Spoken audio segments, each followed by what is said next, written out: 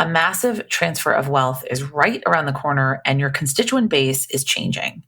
Are your fundraising efforts ready?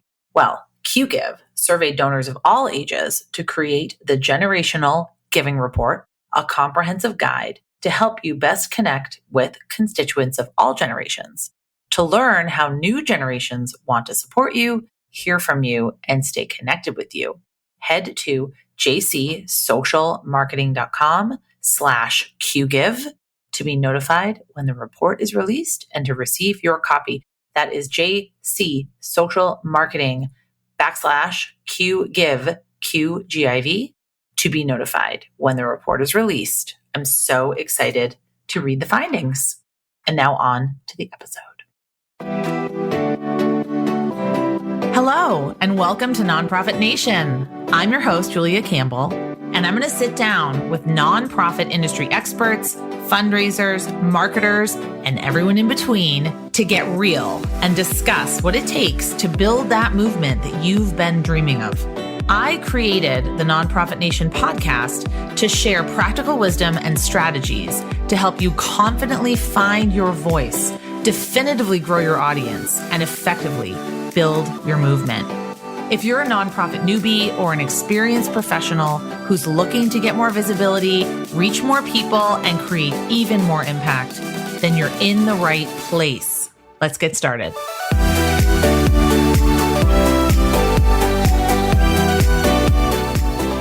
Hi, everyone. This is Nonprofit Nation with your host, Julia Campbell. Thanks so much for being here today.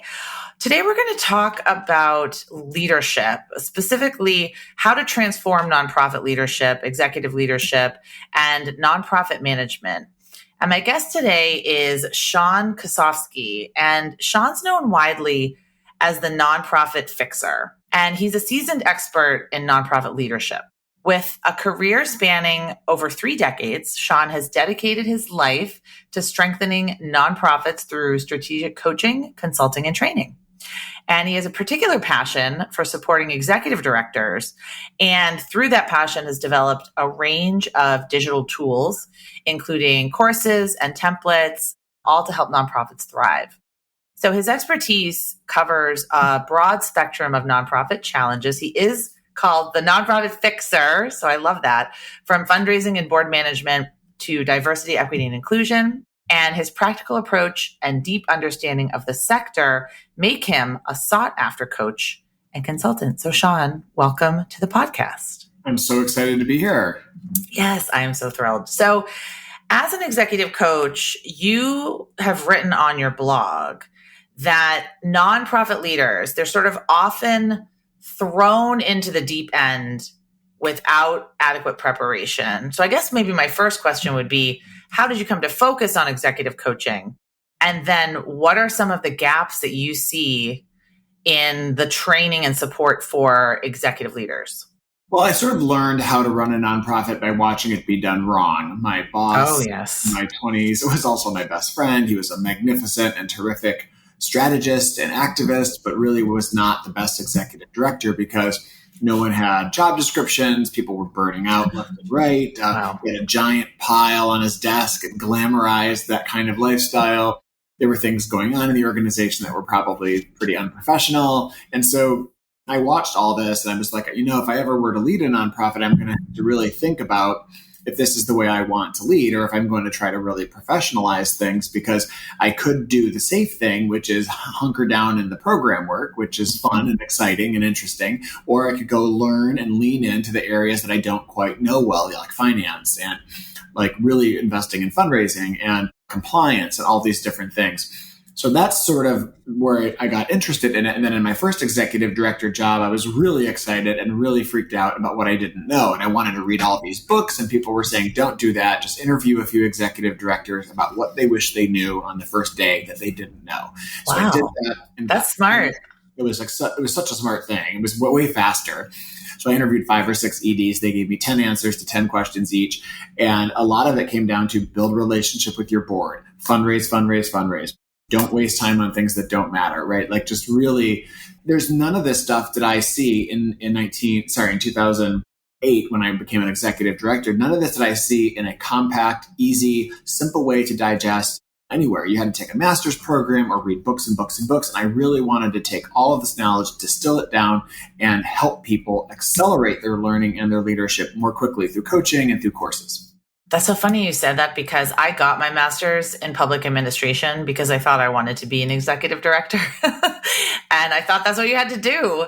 And yeah, taking a master's program rather than what you're saying is just a very, very simple, almost succinct way of addressing the challenges and figuring out what you're going to need.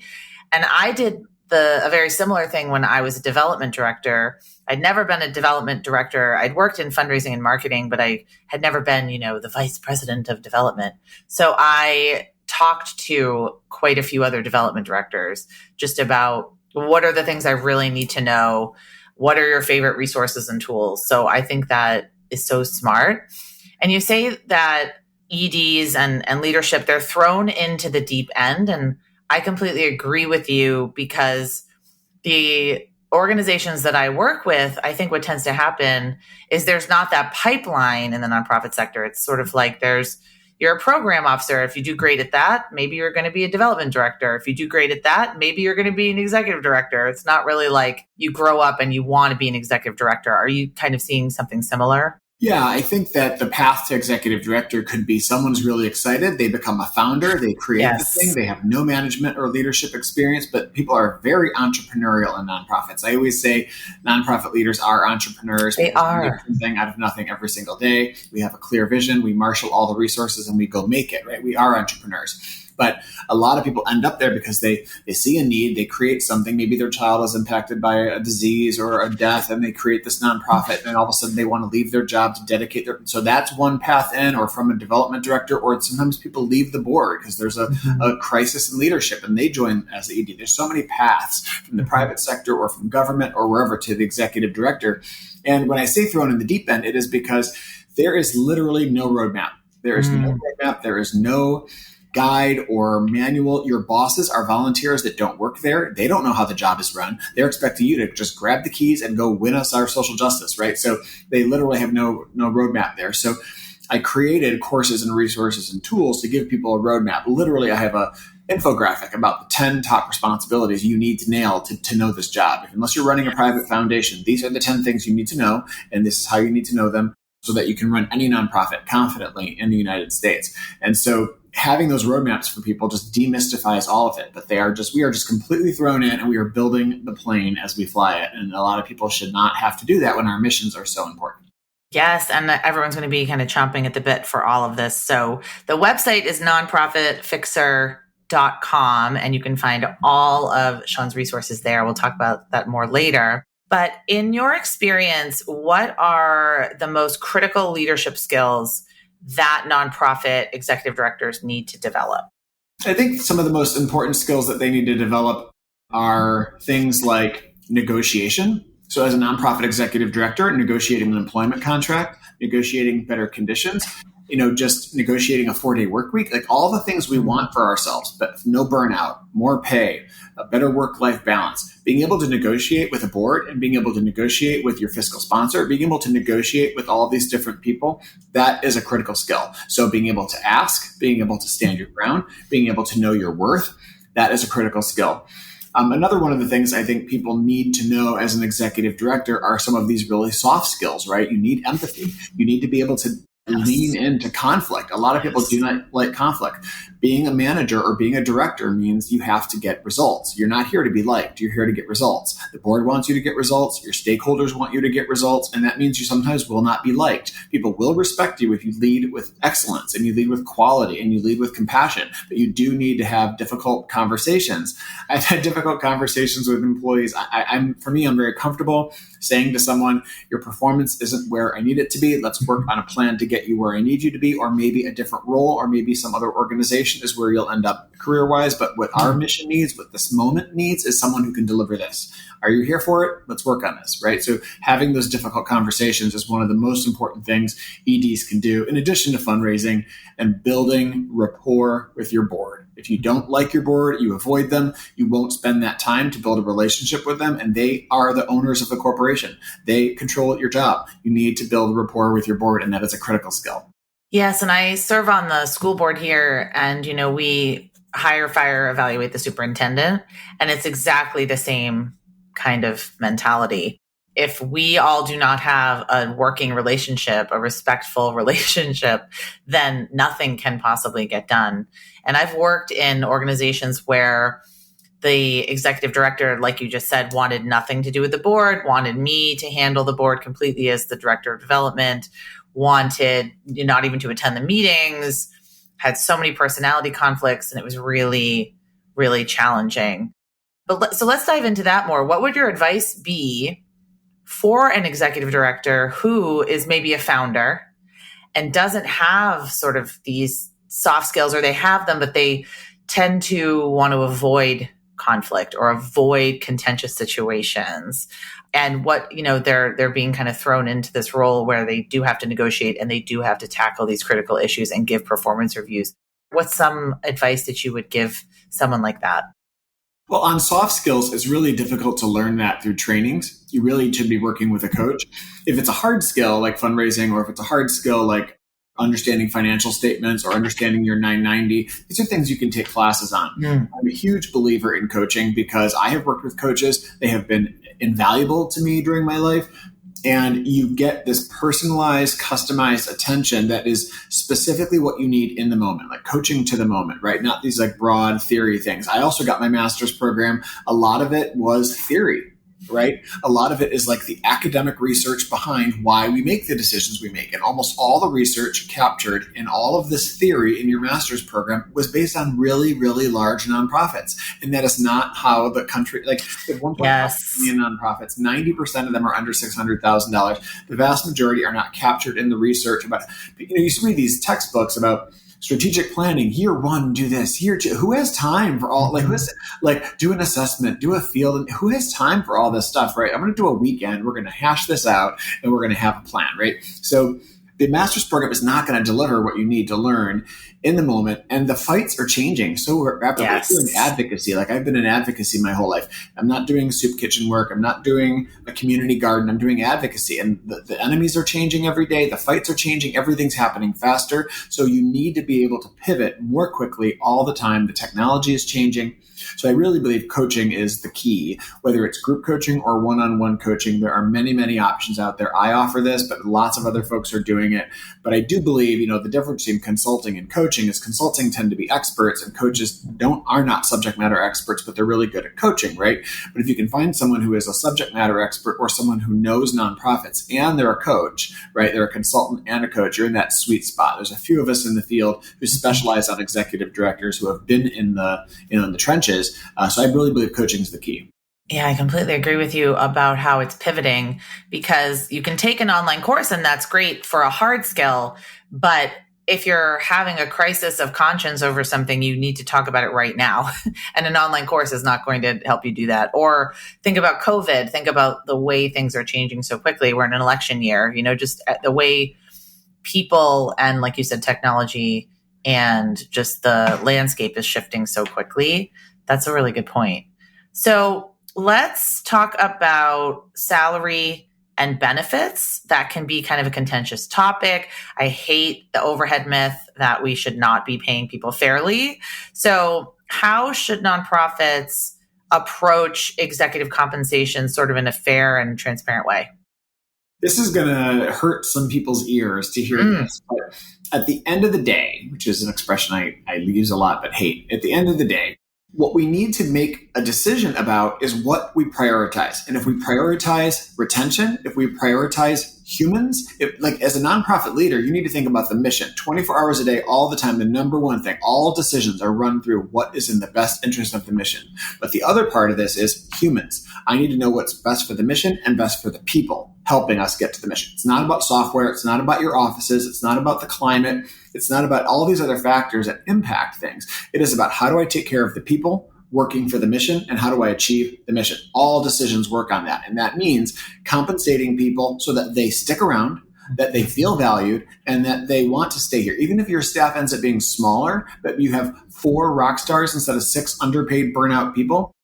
I'm a big believer that compensation is something you have to talk about as a priority, as a value. You bake it into your budget. You push back on funders who think that pay is overhead. It takes money to run programs. People are not overhead. People are not overhead. People being overhead. We need shirts. Yeah, people want to know what that means, regular people, but people are not overhead. And, for me, compensation is important. So I think one of the most important things, I just came out with a course a couple months ago called 25 Tips for More Pay and Less Stress for Executive Directors. It's on my website. We'll include the link. So it's about creating your own job description. Once you're an ED, you get to create your job description with the board. So you get to create how you're evaluated every year. That's a powerful thing.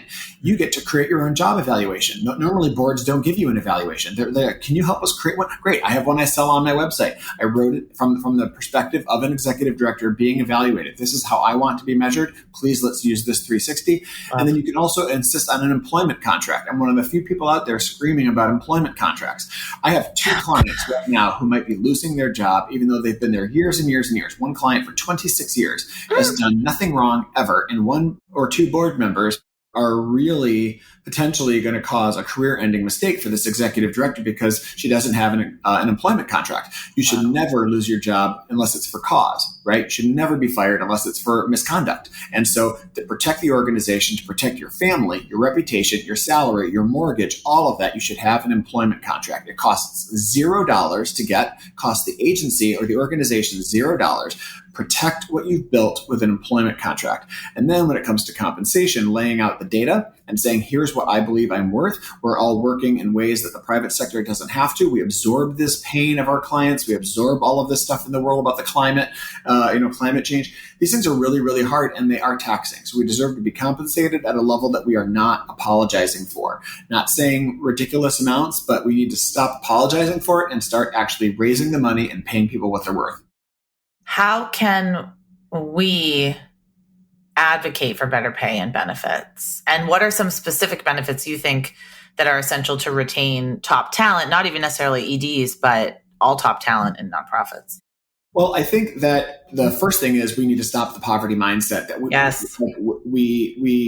are corporations. We are not-for-profit corporations, but we are corporations. I spent way too long assuming that we should make less money and we shouldn't earn as much. And there are nonprofits that probably, understandably so, will make a decision to earn less because of different things going on in their cause. Maybe you're like a Zen Buddhist temple, or maybe like I have clients that are doing work in all these different spaces and they have made a decision to pay everyone less because they get to have free lodging or they get to have this spiritual experience. I get it. But across the sector in general, we need to push back on every potential stakeholder that this poverty mindset that we should make less, we should earn less, and that somehow we have to continue sacrificing our families and our future for this cause. It just doesn't make any sense to me. So that's one thing, setting expectations.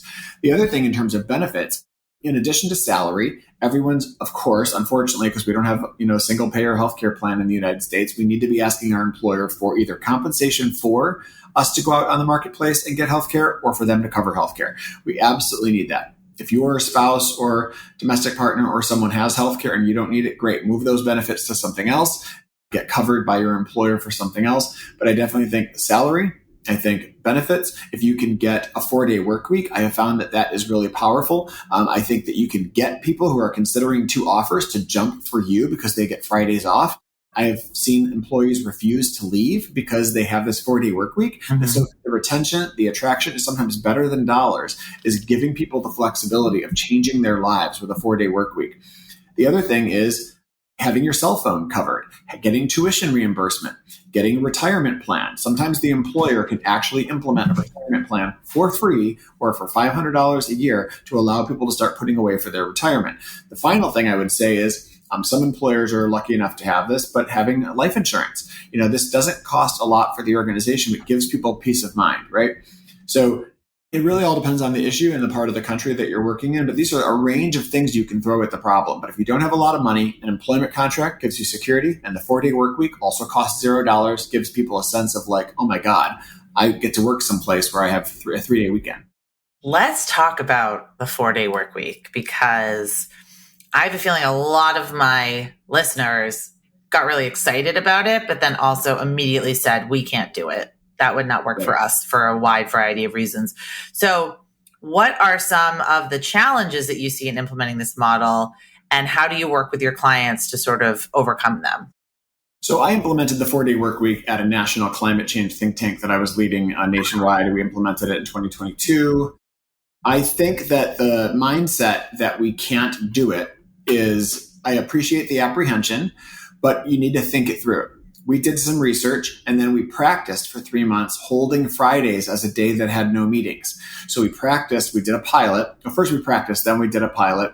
So we practiced for 3 months, imagining that there were no meetings on Friday and that you could not ask any team member for help on Friday. You literally, when you said, I'll get this to you by end of week, that meant Thursday at 5, right? Or even sooner. So all of your deadlines kind of sped up. It meant moving all of your personal appointments, doctors, vet visits, all these things to Friday. Your stuff is now on your Friday, because now Monday through Friday, we own your time because we need to get everything done in 4 days.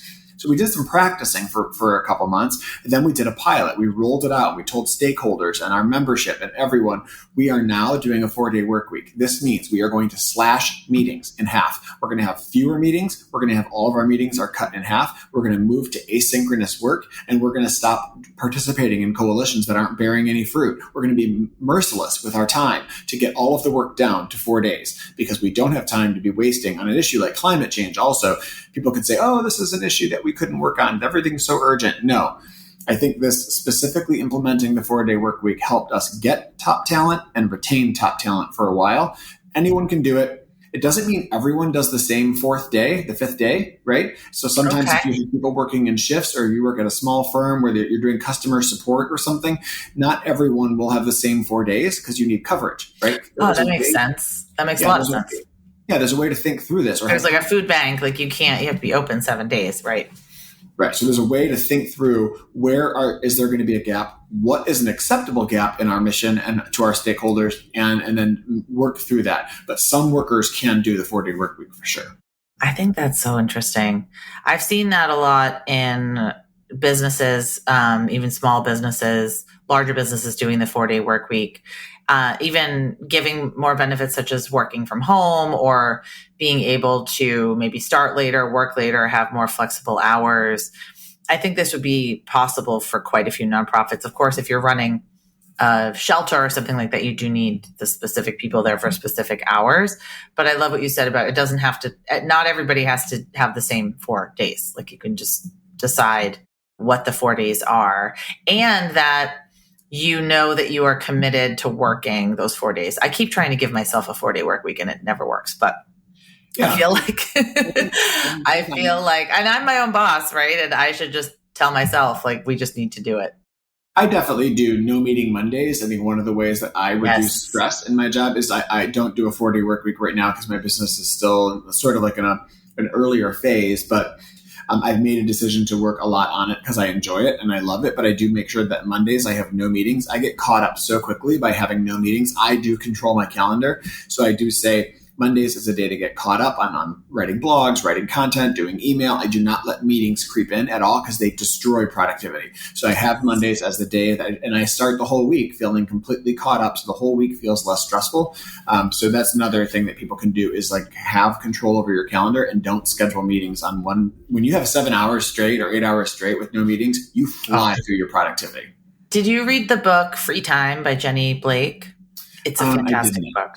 Yeah, it's a great book. She's been on my podcast as well. So yeah, Free Time by Jenny Blake. And if you want to listen to the episode, it's in the archives.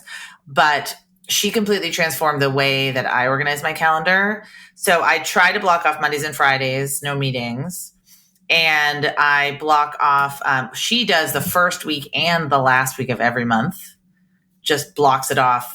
And, she sort of, if there has to be a meeting on there. But when you send out your calendar link, there's always these like very condensed chunks. Like when I batch podcast recordings or things like that, it really has helped me because, like you said, meetings and things like constant cognitive switching, it really impacts your productivity and your concentration.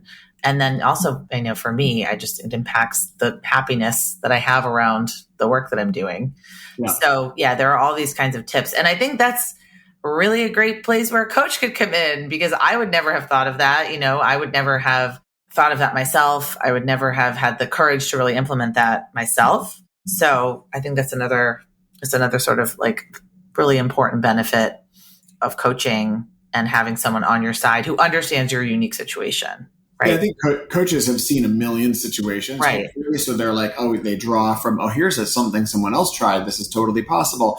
And they help you with perspective taking. They help you with limiting beliefs. They help you with what's possible. And so hopefully if you have a good coach, they have seen a lot of things. I've been an ED 5 times, but all in small nonprofits, but I do coach much larger nonprofit EDs, and I've seen a lot of things happen. And so a good coach can help show you that another way is possible. So in your experience, what qualities distinguish a truly successful and like thriving nonprofit leader from one that's just kind of surviving? Balance is one of them. I really do believe that if you look exasperated, if you look exhausted, if you look like you don't have any kind of balance, that spills out into the organizational culture. But if you are not taking non-urgent calls like during the weekend and in the evening, you're sending a signal to people that this is your boundaries for your career, I think that sends a message out. You don't want to create a culture where everyone on your team feels like they need to impress the executive director or their manager by working around the clock. You don't want to send that message. Another thing that makes an exceptional nonprofit leader is being self-aware. I really believe you need to know what you don't know. You need to know where you're weak, and that means getting annual reviews. It means asking for feedback all the time. I've had my employees tell me, like, there's 2 Seans. There's executive Sean and there's, entrepreneurial Sean. Executive Sean is like, I'm really decisive and I'm like, I'm going to break ties. I'm going to move us down. I'm going to try to move us forward. And the entrepreneurial Sean is I have lots of ideas. I tell my team, I have lots of ideas. Do not think because I mention these that I'm asking you to do them. Or I'll be in a team meeting. I'm like, well, have we thought about this? And what about this idea? Some people can hear an executive director say something and they think they need to go do it, right? And so I need to be careful about everything I say as an executive director being taken with a huge amount of weight. So I'll just talk with my team and say, just because I'm throwing these things out, it means I'm kind of riffing. You'll learn more about me. But it's those soft skills that I think are really important. Like I've had to learn over time that I can sometimes be short in my email communications and to not make people think I'm upset with them. I'll say yes or no in an email and people will be like, oh, is he mad at me? He didn't like start the fluffy friendliness, And so being self-aware of where you are showing up without executive presence or where you are showing up in a way that is impacting team morale or team performance and looking to go improve those things. But seeking input regularly from your board, from your staff, from your stakeholders. I think that's really important for an excellent nonprofit leader. But also, I really do believe you have to model good behavior. The things you want your team to do, you do need to be doing it. So that's really important. Oh my gosh, model good behavior. I'm thinking of all the bosses that I've had, some that did that, some that did not do that. And I'm really now thinking about all of the directors that I've worked with. And I have managed teams at my organizations too, when I was director of development, director of marketing. And I think that's probably my number one is it's sort of like be the change you want to see in the world. Model what you want to see, kindness, empathy, understanding. If you want to, model respect for people, I think that's just so important. It's just, I'm like kind of, now I'm riffing and you're giving me lots of ideas too. And I do that too, where I have a ton of ideas and I feel like, okay, no, I don't have to execute on every single idea that I have. I will say one more thing, which is about prioritization, because very often executive directors think they need to do everything or they think they want to go do the stuff that's interesting. And what I've said to myself constantly is, I'm here to achieve the mission. I have a job to do. And I might want to write that newsletter. I might want to curl up with the budget and finesse it so it's a beautiful, polished budget or this board report. But the best use of my energy as the highest paid person in the organization is to not waste my time on things that I can delegate. If I can delegate this or push this work down to someone else or give it or outsource it, I need to. So there's work that you can just find fun or interesting or cathartic or whatever it is. And you need to keep asking yourself, I'm the highest paid person here. I need to be judicious with my time. No one is watching me. So I need to decide what is a priority and what needs to wait or be outsourced or just delegated, because that's one of the critical things that executive directors get wrong, is to not prioritize. Absolutely. We're living in interesting times. I mean, I guess all times are interesting times, but right now inflation is increasing. There's an election on the horizon. I feel like every day there's a new report about how charitable giving is down and people don't have as much money to give. With all of this going on, I do feel like nonprofits are really struggling. So what advice would you give to someone listening in a leadership position if they really feel stuck and they really feel kind of hopeless? Sometimes we just need to have perspective. Whenever we think the moment we're in is the worst, whether you're looking at the political climate right now, if you're looking at the actual climate right now, if you're looking at the polarization of our society, in some ways, I'm a big fan of White Lotus, right? That TV show. There's this episode in White Lotus season 2 where the young woman is like, Portia is saying how horrible the world is. Don't you watch the news? Everything's right. He's like, there's never been a better time to be alive. We're living longer. There are fewer wars. We have more enjoyment. People can get anywhere within hours. He's like, the world is better than it has ever been. And I tend to look at that episode and I think about, as much as we want to focus on the moment we're in being really tough, there are more people adding to the pool of potential donors every day. Our software is getting smarter and faster and allowing us to do more every day. Every single day, I see optimism, I see opportunity, I see abundance, and I just see an opportunity to engage 1 million people in this work. I think that the herd will be thinned a little bit. The organizations that cannot make it will thin out, and that means that the market isn't ready for what they're serving, and that is not a sign of failure. It might just mean that your time has come and gone. But if you're an organization that is struggling, just sit back and say, what if we actually stayed smaller? What if this constant urge to scale is not practical? I have run an organization before where I said, what if we stay at 3 staff? What if we don't grow to 4, 5, 10, 15, like everyone's telling us? Like everyone pushes scale. What if you decide to stay small, that I only need 3 staff to do and let other groups in the ecosystem pick up the slack? I'm not going to burn out. I'm not going to kill myself over trying to scale all the time. I'm going to comfortably be small. And that reduces the stress. I don't have to raise all this money for an expensive bloated core of benefits and staff and offices, and just decide to be small. That should be okay. And that relieves the stress. And sometimes it's just okay. It's going to have to be enough because you don't have the capacity to get to 10 or 50 staff. Wow. I think that's so valuable. There is this constant pressure to grow, to scale, to raise more money, to build more buildings, to do more. And certainly for some nonprofits, they might need to do that if the need is increasing.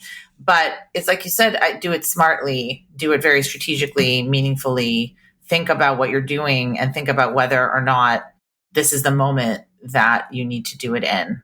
Maybe there's, maybe it's something down the line. I love that. That just made me so happy. I'm going to go back and listen to that because we were talking before we started recording just about the political climate. And I was saying how I was feeling sort of down about it, but everything you just said, and I'm a huge fan of White Lotus, and I love that scene. This, is sort of almost like count your blessings, but realize that there is so much opportunity and abundance. And people are giving, people are being generous, people are helping their neighbors, they are volunteering, they're doing what they need to be doing to make their communities better. So the abundance mindset or the scarcity mindset, we really do have to choose.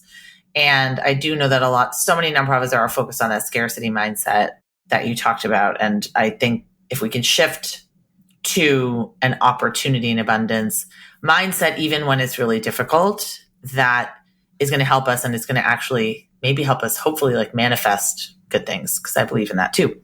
So my second to last question, What are some emerging trends, if we're kind of looking ahead, in the nonprofit sector that you believe are really going to be key in shaping all of our futures? I really do believe the 4-day work week is coming, and people need to be prepared for this, because I get Google alerts on this every day for the past 2 years, and I watch this and I see all the countries and all the companies and all the experiments and all the tests. People are moving to this. There are bills in Congress. There are bills in the Senate. There are bills all over the world. People are trying to push labor unions, the UAW strike. I'm from Detroit, so I watched the UAW strike really closely, and they were pushing for the 4-day work week. Didn't get it, but they were pushing. Like, it's changing the national conversation.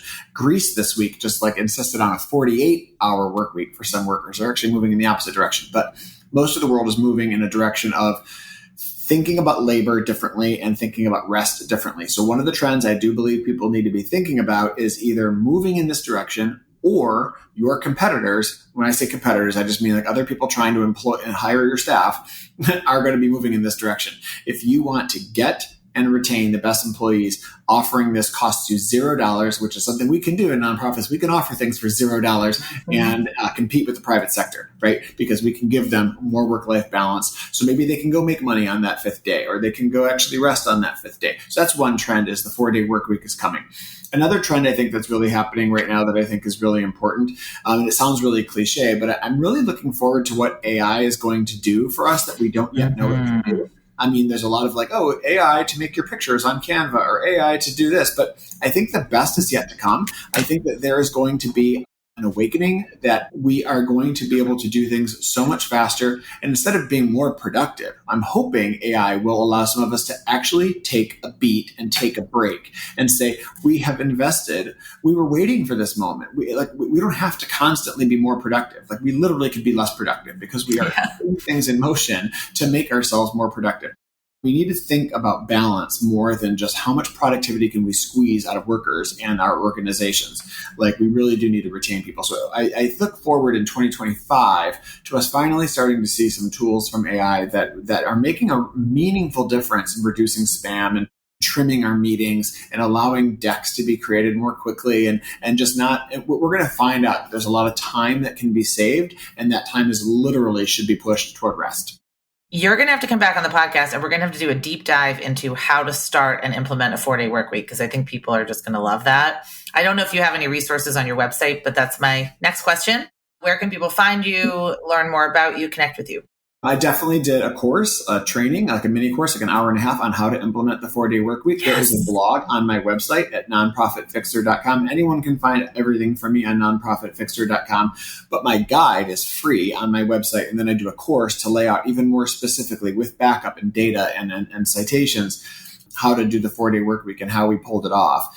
And so you can go to nonprofitfixer.com, check out the blog, and you will learn some of that. I have lots of free tools on my website, lots of blogs, lots of paid tools and courses. So that's where folks can find out more. And I would love to come back and talk through the 4-day work week.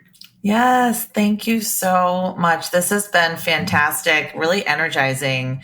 And as we record this, we're going actually into a holiday weekend, but this is kind of the kick in the butt that I needed. So I can only imagine working with you one-on-one as coach. I'm sure it's fantastic.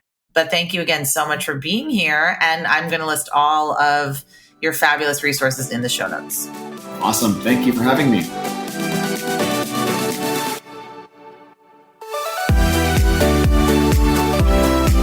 Well, hey there. I wanted to say thank you for tuning into my show and for listening all the way to the end. If you really enjoyed today's conversation, make sure to subscribe to the show in your favorite podcast app, and you'll get new episodes downloaded as soon as they come out. I would love if you left me a rating or a review, because this tells other people that my podcast is worth listening to. And then me and my guests can reach even more earbuds and create even more impact. So that's pretty much it. I'll be back soon with a brand new episode. But until then, you can find me on Instagram at JuliaCampbell77. Keep changing the world, you nonprofit unicorn.